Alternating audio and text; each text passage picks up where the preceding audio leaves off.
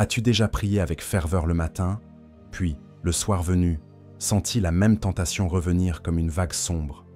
As-tu connu cette lutte secrète, ce mélange de honte et de silence, te promettant d'en finir pour retomber encore? Ce message te concerne. La luxure n'est pas qu'un élan du corps, c'est une guerre pour la vision, l'identité et la destinée. Elle te vole ta paix, elle brouille ta prière, elle sabote ta confiance. Mais aujourd'hui, la lumière du royaume vient exposer les racines et annoncer un chemin clair de liberté. Écoute la parole. J'ai fait un pacte avec mes yeux. Parole de Job, chapitre 31, verset 1. Voilà la posture de l'alliance. Et encore, marchez par l'esprit, et vous n'accomplirez pas les désirs de la chair. Épître aux Galates, chapitre 5, verset 16. Ce n'est pas une morale froide, c'est une stratégie spirituelle. La question n'est pas seulement comment résister, mais comment marcher. Et le psalmiste ajoute « Comment ?» Le jeune homme rendra-t-il pur son sentier? En se dirigeant d'après ta parole. Psaume 119, verset 9. La pureté n'est pas un accident. Elle est un chemin balisé par l'esprit et la parole. Voici la vérité. La tentation ne signifie pas que tu es perdu, elle signifie que tu es ciblé. L'ennemi veut éteindre ton zèle, fragmenter ta maison, affaiblir ton témoignage. Mais Dieu n'abandonne pas ses élus dans l'ombre. Sa grâce enseigne, fortifie, rééduque tes désirs et restaure ton regard. Nous allons dévoiler ensemble 5 raisons pour lesquelles même les croyants luttent secrètement contre la luxure. Et surtout, comment la puissance de l'esprit, la clarté de la parole et la discipline du royaume transforment cette lutte en victoire durable. Le succès est prévisible, l'échec aussi. Ce que tu pratiques chaque jour, tu le récoltes chaque saison. Avant d'entrer dans le cœur de l'enseignement, obéis à une petite instruction qui peut bénir d'autres vies.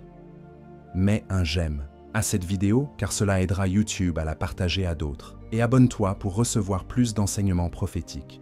Prépare ton cœur, prends de quoi noter. Aujourd'hui, la honte cède la place à la lumière. La culpabilité cède la place à la grâce. Et la confusion cède la place à une feuille de route simple et puissante. Nous, la luxure, dans le langage du royaume, n'est pas seulement une pulsion incontrôlée. C'est un désir sexualisé qui usurpe la place de Dieu, détourne l'autre de sa dignité pour en faire un objet et installe l'âme dans un cycle de secret, de culpabilité et de fragmentation. Spirituellement, la luxure est une adoration déplacée. Elle promet un soulagement immédiat au prix d'une famine intérieure. Pratiquement, c'est une habitude de regard, de pensée et de geste qui se nourrit des micro-permissions que nous accordons à nos yeux, à notre imagination et à nos écrans. La parole ne banalise pas ce sujet. J'ai fait un pacte avec mes yeux. Livre de Job, chapitre 31, verset 1.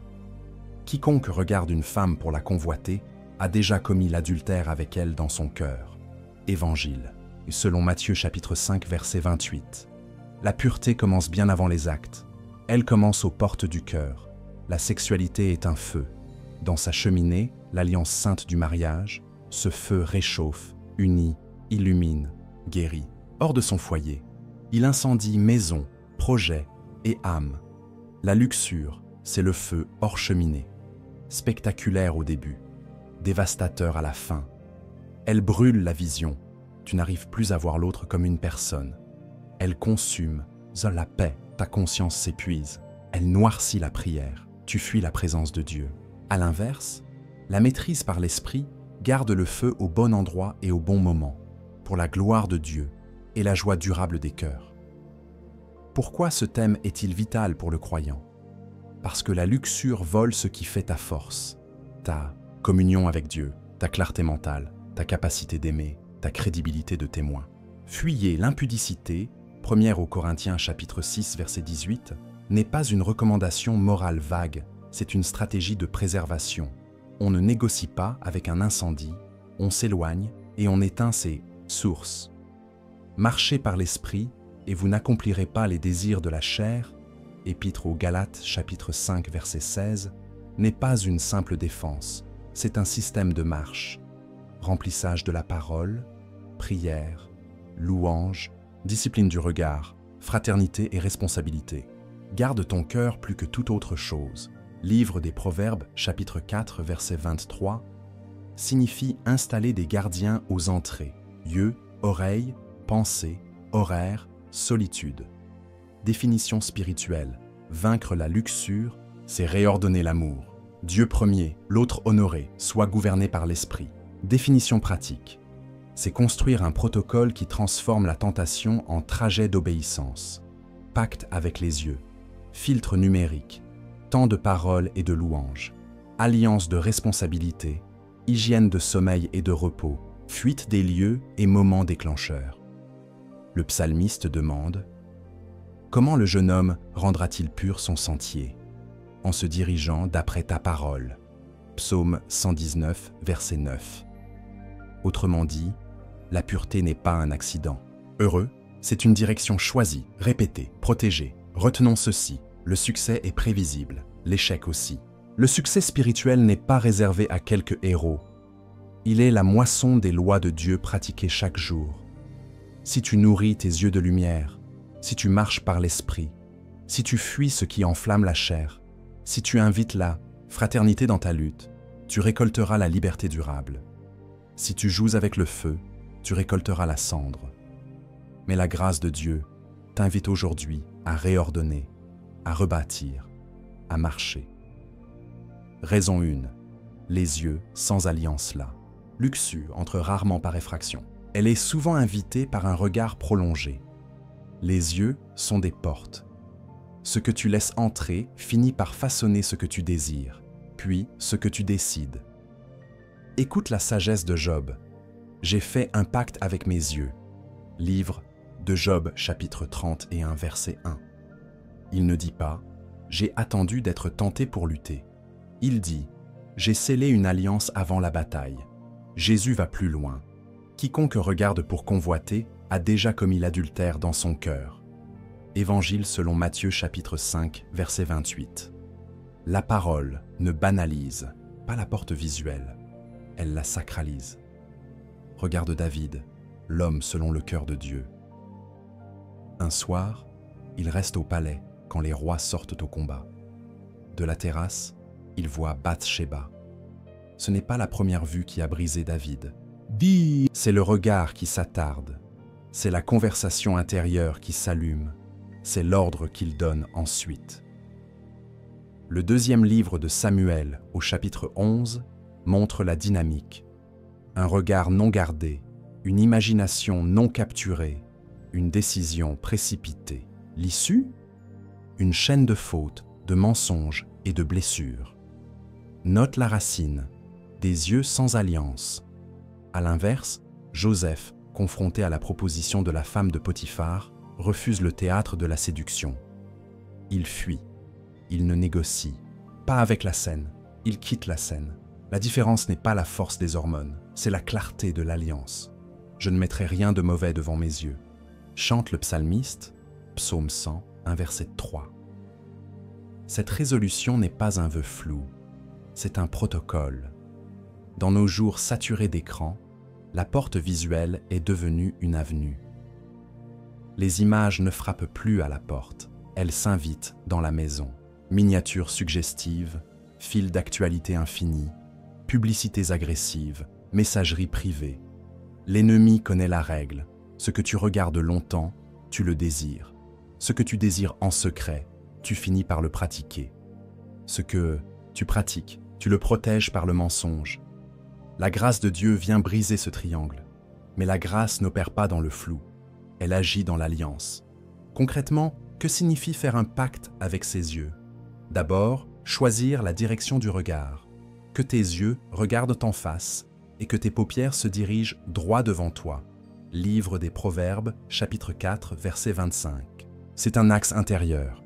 Je décide de regarder ce qui me construit, d'éviter ce qui m'enflamme et de couper ce qui m'enchaîne.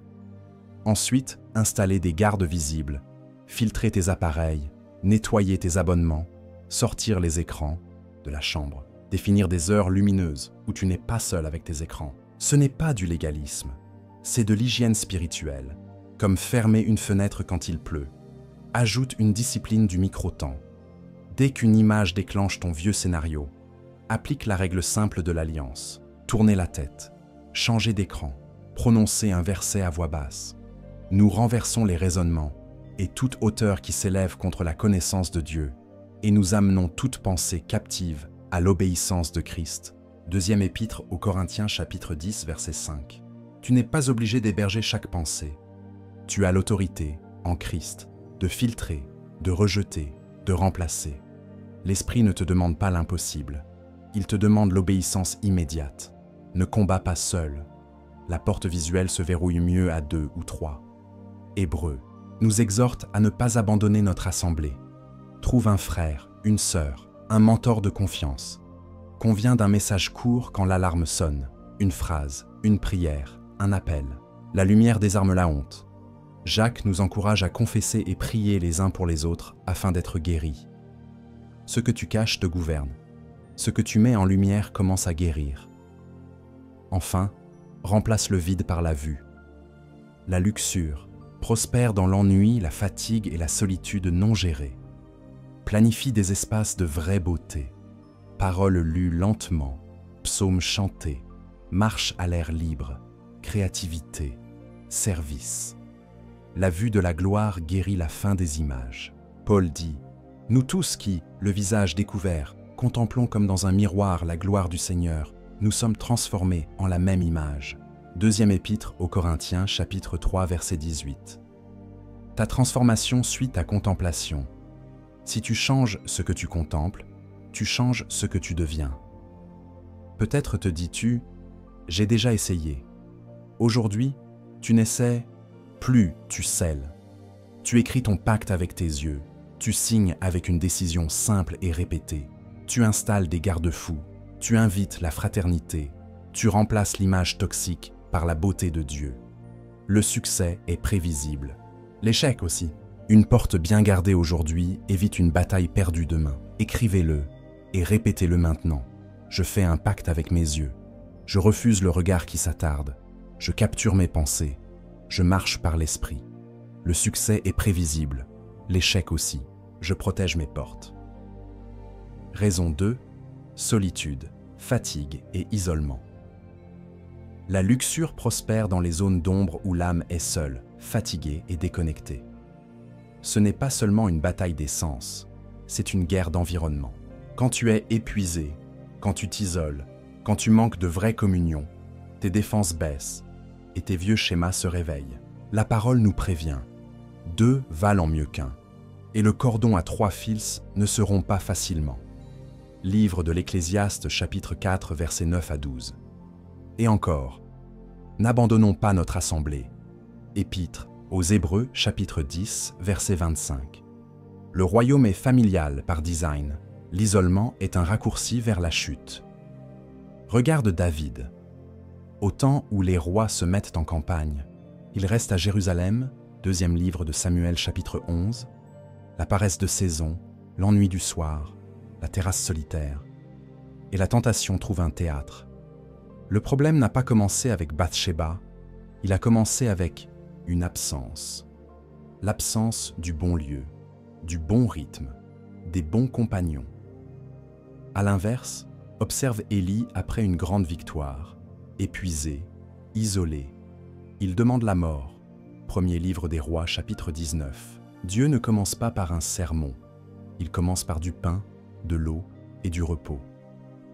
Puis il parle dans un doux murmure. La pédagogie divine est claire. Fatigue et isolement altèrent le discernement. Le repos, la nourriture et la présence, restaurant l'âme. Jésus lui-même dit à ses disciples, « Venez à l'écart et reposez-vous un peu. » Évangile selon Marc chapitre 6, verset 31. Le repos n'est pas un luxe, c'est une stratégie spirituelle. Beaucoup retombent non parce qu'ils sont faibles, mais parce qu'ils sont vides. Un réservoir à sec rend le moindre étincelle dangereuse. La luxure exploite 4 signaux d'alerte. Faim, colère, solitude, fatigue. Quand l'un de ces signaux monte, l'ennemi te propose un faux refuge. La sagesse du royaume te prescrit un vrai refuge, la présence de Dieu, la parole et la fraternité. Concrètement, Comment neutraliser solitude, fatigue et isolement? Premièrement, sanctifie ton rythme. Établis des heures fixes de sommeil et de réveil. Coupe les écrans bien avant la nuit. Sors le téléphone de la chambre. Le soir tardif, seul avec un écran, est un terrain miné. Le sabbat n'est pas une option sentimentale. C'est une loi de protection. Choisis un jour allégé pour respirer, prier, marcher, rire, créer, sans écran toxique. Tu ne combats pas le feu en y jetant de l'essence. Tu coupes l'alimentation. Deuxièmement, brise l'isolement par des alliances. Cherche un frère, une sœur, un mentor qui aime la vérité plus que ton image. Convenez d'un protocole simple. Lorsque l'un est tenté, il envoie une phrase code et l'autre appelle. La lumière désarme la honte et coupe l'élan de l'ancienne habitude. Confessez vos péchés les uns aux autres et priez les uns pour les autres afin que vous soyez guéris. Épître de Jacques, chapitre 5, verset 16. Ce que tu gardes dans l'ombre te garde en prison. Ce que tu amènes à la lumière commence à perdre son pouvoir. Troisièmement, anticipe tes heures rouges. Identifie les lieux, les moments et les émotions qui te fragilisent. Prépare une feuille de route d'urgence en 3 gestes. Fuir physiquement la scène, appeler ton allié, prier à voix haute un passage de la parole. Ne négocie pas avec l'incendie. Fuis comme Joseph a fui la maison de Potiphar. La fuite n'est pas de la lâcheté, c'est de la sagesse. Quatrièmement, remplace le vide par la vie. Programme chaque jour une dose de parole lente. Un temps, de louange, un moment de mouvement, marche, exercice et un service concret envers quelqu'un.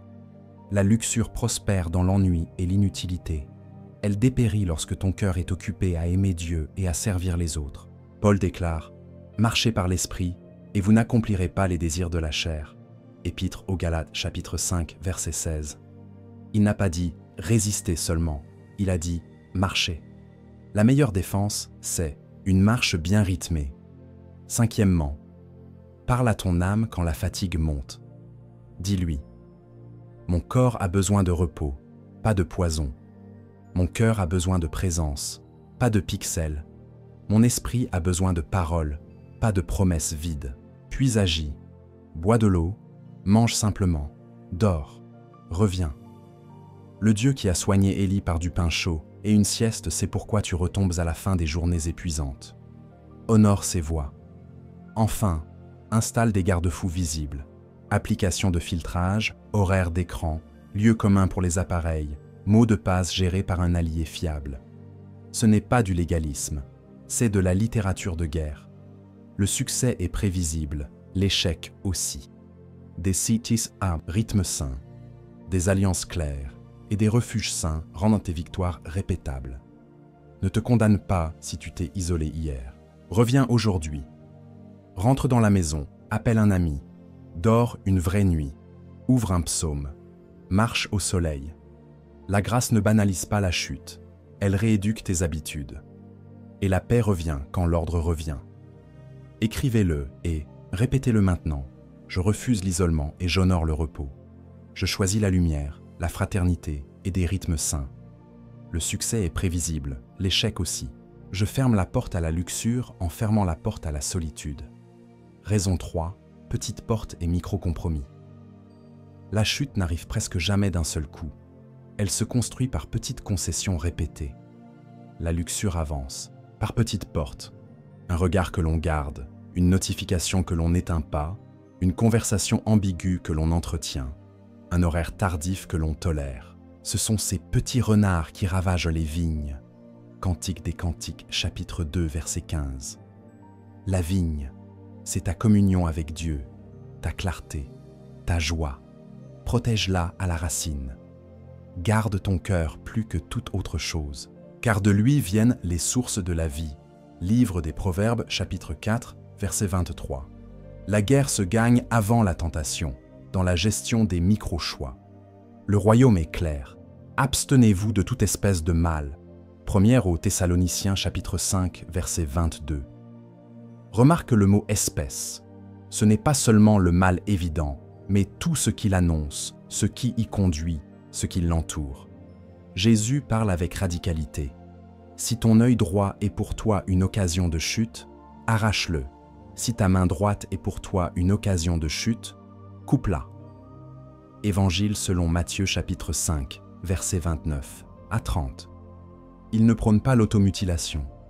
Il enseigne la séparation nette d'avec les occasions de chute. La grâce n'est pas la permission de jouer avec le feu, c'est la puissance de retirer le bois. Regarde la mécanique des micro-compromis. D'abord, la curiosité. Je regarde juste une fois. Puis le flou. Ce n'est pas si grave, je n'ai rien fait. Ensuite, la négociation. Je gère, je contrôle. Enfin, la captivité. Je n'arrive plus à arrêter. Le diable ne demande pas un grand oui. Il réclame une petite tolérance. Mais l'esprit te donne la stratégie inverse. Petites obéissances répétées qui bâtissent une grande liberté. Jésus déclare « Celui qui est fidèle dans les petites choses est fidèle aussi dans les grandes ». Évangile selon Luc, chapitre 16, verset 10. Le succès est prévisible, l'échec aussi. Tes petites fidélités annoncent tes grandes victoires. Concrètement, ferme les petites portes par des protocoles simples. Premièrement, protocole des lieux et des heures. Décide que les écrans se consultent dans des espaces visibles, à des heures lumineuses. La nuit tardive, seule, est une porte ouverte. Déplace les appareils hors de la chambre. Programme l'arrêt automatique d'application à 1 heure. Sainte, installe un filtre dont le mot de passe est gardé par un allié. Ce n'est pas du légalisme, c'est de la prudence royale. Deuxièmement, protocole des contenus. Nettoie tes abonnements. Désabonne-toi de ce qui te pousse au bord. Masques et mots interdits dans les recherches. Liste blanche utile. Tout m'est permis, mais tout n'est pas utile. 1 aux Corinthiens chapitre 6 verset 12. Dans le royaume, tu n'évalues pas seulement le permis, tu discernes l'utile, l'édifiant, le pur. Troisièmement, protocole des conversations. Les échanges privés qui flirtent avec l'ambiguïté sont de petites braises. Fixe une règle d'or. Pas de confidence affective profonde hors du cadre approprié. Pas de message tardif ambigu. Pas de double sens. Qu'il ne soit pas même nommé parmi vous une impudicité quelconque. Épître aux Éphésiens chapitre 5 verset 3. Les frontières protègent la paix. Quatrièmement, protocole des déclencheurs. Identifie tes déclencheurs personnels. Fatigue, ennui, frustration, sentiment de rejet. Prépare une réponse par défaut inspirée de Joseph. Fuir physiquement la scène. Appeler ton allié. Prier un verset à voix haute. Remplis tes mains d'une action alternative immédiate. Sortir marcher, prendre une douche, lire un psaume, faire 10 minutes de rangement. Le corps obéit mieux quand on lui donne un geste. Cinquièmement, protocole de remplacement. On n'expulse pas un vieux programme sans en installer un nouveau. Remplace les micro-compromis par des micro-liturgies. Un psaume lu lentement au réveil, une courte louange à midi, un examen du cœur avant de dormir, un texte d'encouragement envoyé à quelqu'un. Revêtez-vous du Seigneur Jésus-Christ et n'ayez pas soin de la chair pour en satisfaire les convoitises. Épître aux Romains chapitre 13 verset 14. Revêtir, c'est remplir l'espace. Ne méprise pas la fuite. Fuis les passions de la jeunesse et recherche la justice, la foi, l'amour, la paix. 2 à Timothée chapitre 2 verset 22. Fuir n'est pas un aveu de faiblesse, c'est une intelligence du combat. Le courage n'est pas de rester près du bord, c'est de changer de route. Et n'oublie pas la joie. Un cœur réjoui par la présence de Dieu et occupé à servir a moins d'appétit pour les miettes toxiques. La luxure perd de son attrait, quand la vie de l'esprit remplit le quotidien. Peut-être te dis-tu, ce ne sont que de petits détails. Justement, c'est par là que la victoire s'installe. Dieu bâtit des géants avec des routines cachées. Les petites portes fermées, aujourd'hui épargnent des incendies demain. Et si tu as déjà laissé entrer les renards, n'écoute pas la honte, rétablis la clôture, répare la brèche, reprends le protocole. La grâce n'excuse pas les petites portes, elle t'équipe pour les verrouiller. Écrivez-le et répétez-le. Maintenant, je ferme les petites portes et je refuse les micro-compromis. Je choisis des petites obéissances répétées qui bâtissent une grande liberté. Le succès est prévisible, l'échec aussi. Je protège ma vigne dès la racine. Raison 4.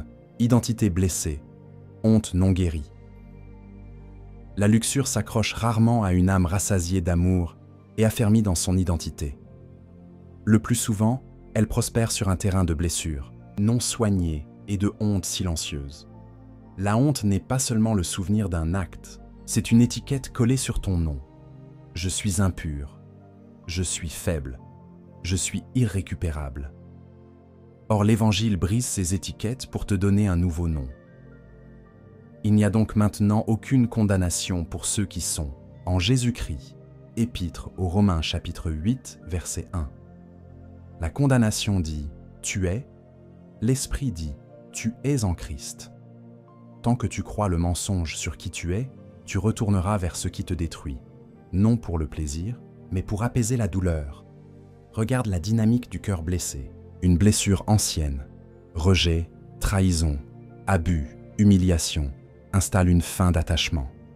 La luxure propose un baume rapide, sensation, évasion, anesthésie. Mais le soulagement est court, et la honte revient, plus lourde. Le diable, accusateur, exploite alors la boucle. Culpabilité, fuite, rechute, honte. La parole, elle, propose une boucle de guérison, lumière, vérité, grâce, restauration. Si nous confessons nos péchés, il est fidèle et juste pour nous pardonner et nous purifier de toute iniquité. Première épître de Jean chapitre 1 verset 9. Le pardon efface la faute. La purification traite la racine. David l'a appris douloureusement. Après sa chute, il ne maquille pas, il confesse, il pleure, il revient. Heureux celui à qui la transgression est remise, à qui le péché est pardonné. Heureux l'homme à qui l'Éternel n'impute pas l'iniquité, et dans l'esprit duquel il n'y a point de fraude. Psaume 32 versets 1 et 2. Note ce dernier mot, fraude. La fraude, c'est jouer un rôle. Tant que tu joues, tu n'es pas guéri. Mais quand tu viens à la lumière, la guérison commence. Confessez vos fautes les uns aux autres et priez les uns pour les autres afin que vous soyez guéris. Épître de Jacques, chapitre 5, verset 16. Le pardon est instantané. La guérison est un processus soutenu par la lumière et la fraternité. Considère aussi Pierre et Judas. Tous deux chutent. Judas se cache dans la honte et s'enfonce. Pierre revient vers Jésus et reçoit un nouvel envoi. Paix mes brebis. Évangile selon Jean chapitre 21. Le même échec, deux identités. L'une collée à la faute, l'autre saisie par la grâce. La honte te définit par ton pire jour. Jésus te définit par sa victoire. Il guérit ceux qui ont le cœur brisé et ils pansent leurs blessures. Psaume 147, verset 3. L'onction du Christ est décrite ainsi. Il m'a envoyé pour panser ceux qui ont le cœur brisé, pour proclamer aux captifs la liberté. Ésaïe 61, verset 1. La guérison des blessures et la liberté morale vont ensemble. Très concrètement, comment coopérer avec Dieu pour sortir de la honte et restaurer l'identité? Premièrement, change de récit. Remplace « je suis ma chute » par « je suis en Christ ». Si quelqu'un est en Christ, il est une nouvelle créature. Les choses anciennes sont passées. Voici, toutes choses sont devenues nouvelles. Deuxième épître aux Corinthiens, chapitre 5, verset 17.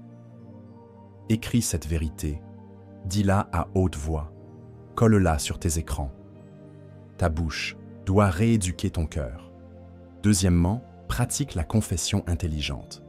Ne te contente pas de « pardon Seigneur général ». Nomme précisément, expose la racine et la circonstance, puis remplace par une décision concrète. Filtre installé, horaire modifié, relation clarifiée, compte supprimé. La grâce n'est pas un effaceur d'ardoise pour recommencer comme « avant », c'est une puissance qui habilite des choix nouveaux. Troisièmement, cherche l'accompagnement. Un pasteur, un mentor mûr, parfois un thérapeute chrétien compétent si des traumas profonds sont en jeu. L'âme a des couches. L'esprit guérit, parfois en un instant, souvent par étapes. Tu n'es pas faible parce que tu demandes de l'aide, tu es sage. Le royaume est une famille où l'on se relève. Quatrièmement, nourris l'identité par des liturgies simples. Chaque jour, un psaume pour parler à ton âme, psaume 42. Un évangile pour regarder Jésus, une proclamation pour revêtir le vrai toi. Revêtez-vous du Seigneur Jésus-Christ. Épître aux Romains, chapitre 13, verset 14. Revêtir, c'est choisir activement une posture, comme on choisit un vêtement. Cinquièmement, remplace la honte par la mission. La honte te replie, la mission te déploie. Sers quelqu'un, bénis, fais une œuvre utile. Le vide moral se comble par l'utilité.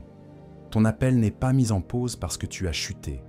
Il est sanctifié par l'humilité retrouvée. Et rappelle-toi la stratégie de Jésus avec la femme adultère. Évangile selon Jean chapitre 8. Il fait taire les accusateurs, puis il parle à la personne. Je ne te condamne pas, va, et ne pêche plus. La grâce précède l'exigence, et la grâce rend possible l'exigence. Sans la première phrase, la seconde écrase. Avec la première, la seconde libère. Voilà la voie que tu dois croire dans la vallée. Je ne te condamne pas, va, et marche en nouveauté de vie.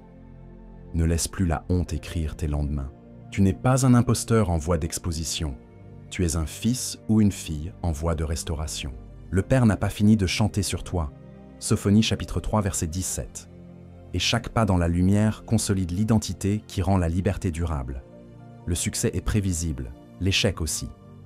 Si tu nourris ton identité, en Christ, si tu confesses, si tu marches accompagné, si tu remplaces l'ombre par la mission, tu récolteras une pureté stable. Écrivez-le et répétez-le maintenant. Je ne suis pas ma chute, je suis en Christ. La honte tombe, la vérité m'établit, la grâce me relève. Le succès est prévisible, l'échec aussi. Je marche dans la lumière et je guéris en profondeur. Raison 5. Absence de système spirituel. La luxure triomphe. Rarement par force brute, elle gagne quand il n'y a aucun système pour lui résister. La volonté sans discipline s'épuise et le zèle sans alliance s'isole. Le royaume fonctionne par voie autant que par voie. Dieu parle, puis il nous enseigne des chemins. Il persévérait dans l'enseignement des apôtres, dans la communion fraternelle, dans la fraction du pain et dans les prières. Livre des Actes chapitre 2, verset 42. Voilà un système, parole, communion, adoration, prière. Là où il n'y a pas de système, la chair réinstalle ses routines. Le succès est prévisible, l'échec aussi. Une vie structurée. Par l'esprit, rend tes victoires répétables. Commençons par la liturgie quotidienne. Jésus se levait de grand matin pour prier dans un lieu désert. Évangile selon Marc chapitre 1, verset 35. Ce n'était pas un caprice occasionnel, c'était un rythme. Adopte la règle des premiers. Première pensée pour Dieu, premier temps pour la parole, première parole pour la louange. Le matin, lis lentement un passage, psaume ou évangile, et déclare à voix haute un verset d'ancrage. Par exemple, « Je fais un pacte avec mes yeux » ou « Je marche par l'esprit ». À midi, une courte halte de louange et un verset mémorisé remettent ton âme à l'ombre du Très-Haut. Le soir, un examen de cœur. Qu'ai-je regardé, pensé, ressenti, choisi? Où dois-je confesser, remercier, ajuster? Que la parole de Christ habite en vous richement. Épître aux Colossiens, chapitre 3, verset 16. Une parole richement habitée appauvrit la tentation. Ajoute la règle des lieux et des heures. Les écrans ne dorment pas, mais les saints, oui. Décide que les appareils vivent dans des espaces communs, à des heures lumineuses. Sors le téléphone de la chambre. Programme l'arrêt de certaines applications à une heure sainte. Ce n'est pas du légalisme, c'est de la stratégie. Jésus a dit « Veillez et priez, afin que vous ne tombiez pas en tentation. » Évangile, selon Matthieu chapitre 26, verset 41. Veiller, c'est préparer le terrain pour que la prière soit efficace. Ensuite, érige des alliances de responsabilité. Le fer aiguise le fer. Livre des Proverbes, chapitre 27, verset 17. et le cordon à 3 fils ne se rompt pas facilement. Livre de l'Ecclésiaste, chapitre 4, verset 12. Choisis un frère, une sœur, un mentor et mûr. Établissez un protocole simple, vérification hebdomadaire, confession honnête, prière ciblée et un appel avant chute. Un message court déclenche un appel immédiat, une prière, une redirection. La lumière partage la charge et coupe l'élan de l'habitude. Confessez vos fautes les uns aux autres, afin que vous soyez guéris. Épître de Jacques, chapitre 5, verset 16. Le pardon est instantané. La guérison devient système, instaure la règle des sorties d'urgence en 3 pas appris par cœur. Fuir, appeler, adorer. Fuir physiquement la scène comme Joseph a fui la maison de Potiphar. Appeler ton allié de responsabilité. Adorer en déclarant un verset. Ce triple réflexe débranche la boucle de l'excitation, reconnecte à la fraternité et réoriente le cœur vers Dieu. Fuyez l'impudicité. 1 aux Corinthiens chapitre 6, verset 18. Recherchez la justice, la foi, l'amour, la paix. 2 à Timothée chapitre 2, verset 22. Fuir et rechercher, c'est le système de l'esprit. Ne néglige pas la discipline du corps. La chair affamée et l'âme épuisée, signe des pactes qu'elle regrette. Sanctifie le repos régulier, l'alimentation sobre, le mouvement quotidien. Le sabbat n'est pas un luxe, c'est une loi de préservation. Souviens-toi d'Élie. Dieu le restaure par du pain, de l'eau et du repos avant de lui parler. 1er, il livre des rois chapitre 19. Une hygiène simple ferme des portes que 1000 bonnes intentions n'arrivent pas à verrouiller. Le jeûne est un accélérateur de rééducation des désirs. Il ne prouve rien à Dieu. Il réapprend à ton âme que l'homme ne vit pas de pain seulement. Jeûne avec sagesse et accompagnement pastoral, même de manière partielle, pour calmer le tumulte et amplifier l'écoute. Associe ce temps à la générosité. Ce que tu retires de ton assiette, déverse-le en service. La luxure se nourrit d'ennui et d'ego. La mission les affame.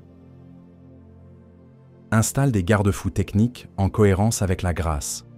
Filtre, liste blanche, blocage horaire, mots-clés interdits, compte supervisé si nécessaire. Place le mot de passe chez un allié fiable. La technologie ne remplace pas la sainteté, mais elle soutient la sagesse. Tout m'est permis, mais tout n'est pas utile.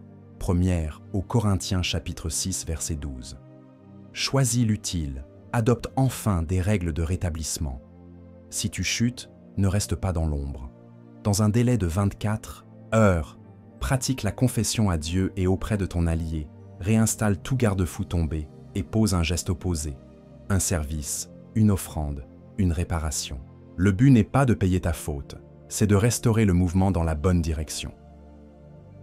Revêtez-vous du Seigneur Jésus-Christ et n'ayez pas soin de la chair pour en satisfaire les convoitises. Épître aux Romains chapitre 13, verset 14. Revêtir, c'est choisir maintenant. Souviens-toi, un système spirituel n'étouffe pas la grâce. Il lui trace une route. La liberté ne se maintient pas par des émotions fortes, mais par des habitudes saintes.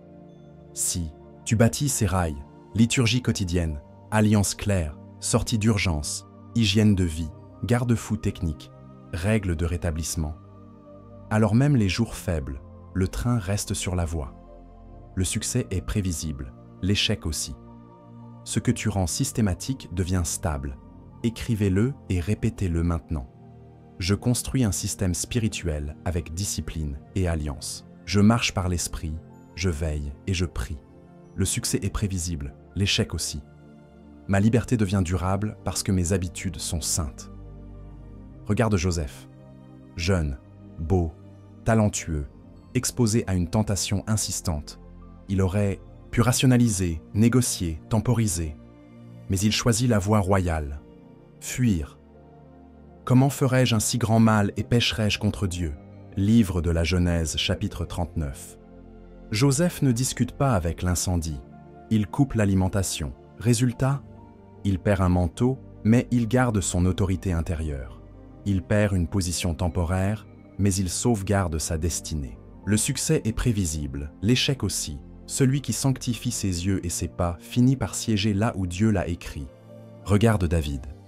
Roi oint, adorateur sensible, mais un soir d'oisiveté et d'isolement ouvre la porte à la convoitise. Un regard prolongé devient conspiration, puis drame familial. Pourtant, David ne s'enlise pas.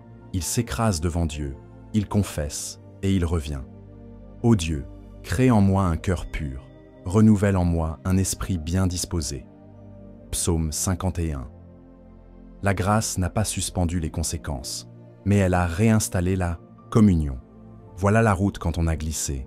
Lumière, vérité, restauration. Le même adorateur retrouve le chemin des psaumes, et son héritage spirituel n'est pas effacé. Regarde Samson, appelé, puissant, mais sans système. Il joue sur la frontière, flirte avec le secret, se coupe de l'alliance. Dalila n'est pas seulement une femme, elle est le symbole d'un monde qui achète ta force quand tu vends ta consécration. Au détail. Le livre des Juges au chapitre 16 nous avertit. Quand le vœu est dilué, la vision se brouille, les chaînes se referment. Pourtant, même là, un murmure d'espérance, ses cheveux recommençaient à pousser. Signe que Dieu sait reconstruire la force lorsqu'un cœur revient. Regarde Daniel.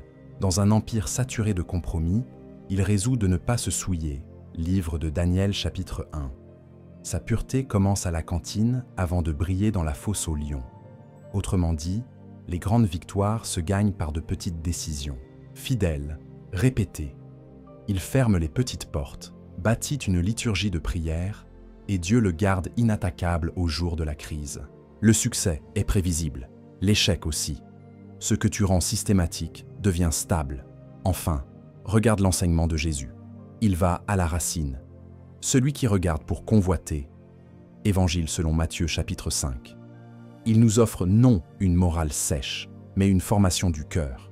Il propose la fuite, la coupe des occasions et la marche par l'esprit, avec l'appui des apôtres. Lettre aux Galates chapitre 5. Jésus ne demande pas l'impossible, il donne l'esprit pour rendre possible l'obéissance. La pureté n'est pas une performance, c'est une participation à sa vie. Que révèlent ces histoires? Premièrement, la porte des yeux est décisive. Deuxièmement, l'isolement prépare la chute. La fraternité et l'ordre restaurent. Troisièmement, sans système, la volonté s'épuise. Quatrièmement, même après une chute, la route du retour existe. Confession, vérité, alliance, discipline. Cinquièmement, Dieu ne te demande pas de faire des exploits chaque jour. Il te demande de tenir des habitudes saintes. Là, la liberté devient durable. Descendons maintenant la lumière dans ton agenda.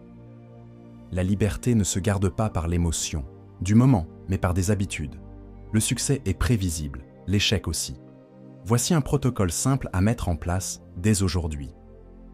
Première brique, le pacte avec tes yeux. Écris-le, signe-le, lis le matin et soir. Je fais alliance avec mes yeux, je refuse le regard qui s'attarde. Je capture mes pensées à l'obéissance de Christ. Place ce pacte sur tes écrans. Associe-le à un verset d'ancrage. Job, chapitre 31, verset 1. Psaume 101, verset 3. Deuxième épître aux Corinthiens, chapitre 10, verset 5. Le matin, déclare-le à voix haute pour éduquer ton âme. Deuxième brique, la liturgie des premiers. Première pensée pour Dieu, premier temps pour la parole, première parole pour la louange. Lis lentement un psaume, puis lève une brève prière d'offrande de tes yeux, de tes pensées, de tes mains. À midi, 5 minutes de louange. Le soir, un examen de cœur. Où ai-je nourri la vie? Où ai-je nourri la chair? Confesse, remercie, ajuste. Que la parole de Christ habite en vous richement. Épître aux Colossiens, chapitre 3, verset 16. Troisième brique, les garde-fous techniques. Sors les appareils de la chambre. Décide des heures lumineuses pour les écrans. Pas tard le soir. Jamais lorsque tu es seul et épuisé. Installe des filtres, des listes blanches, des blocages d'app à l'heure choisie. Confie le mot de passe à un allié. Ce n'est pas du légalisme, c'est de l'hygiène spirituelle. Jésus a dit « Veillez et priez ». Veiller, c'est préparer le terrain sur lequel tu prieras. Quatrième brique, l'alliance de responsabilité. Choisis un frère, une sœur, un mentor qui aime la vérité.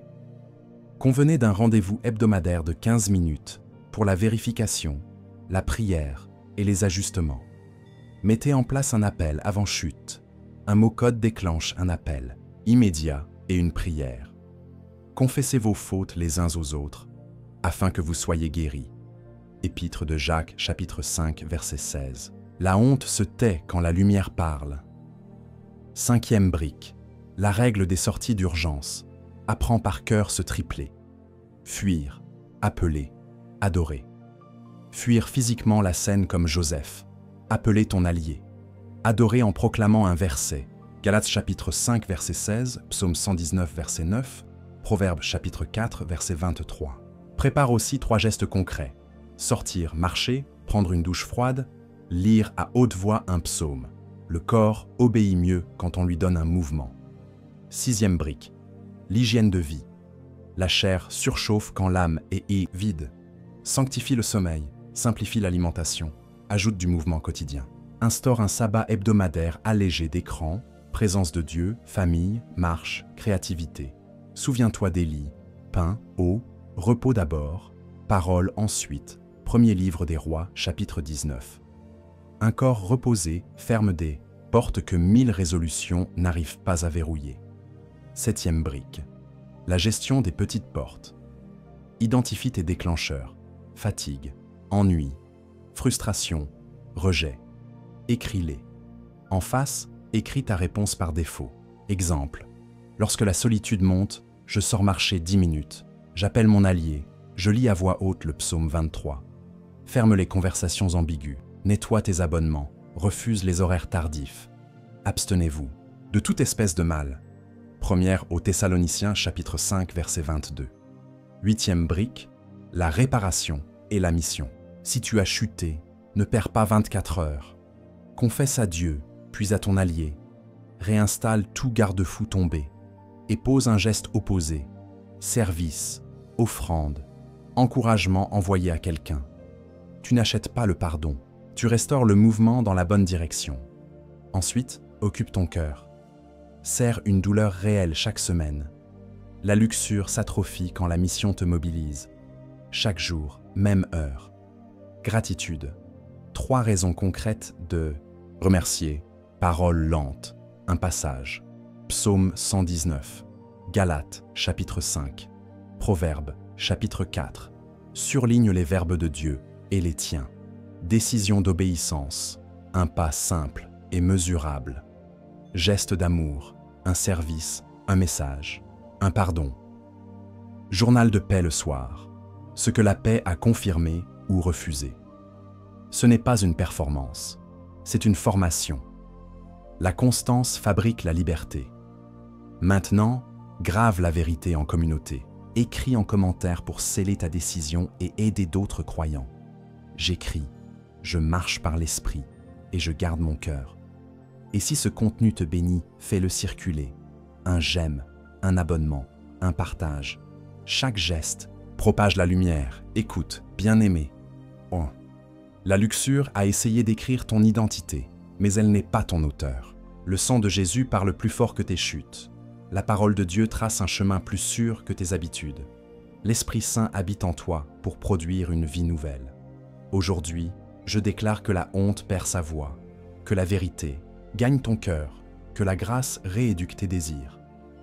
Le succès est prévisible, l'échec aussi.